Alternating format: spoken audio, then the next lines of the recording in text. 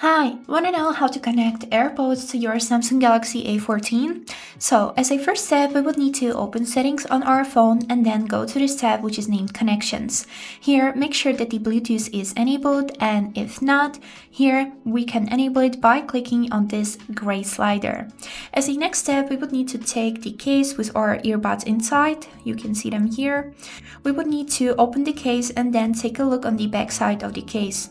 Here you can see this button, and we will need to hold this button for a few seconds until our earbuds will turn into a pairing mode, and we can see it by this indicator at the front.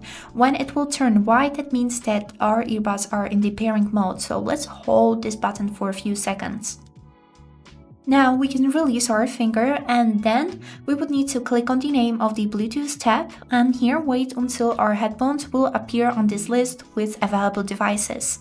So here they are. We would need to click on them, and then here on this pop-up message, click pair. And this is it. You can see that we have successfully connected our earbuds. They are connected for calls and audio.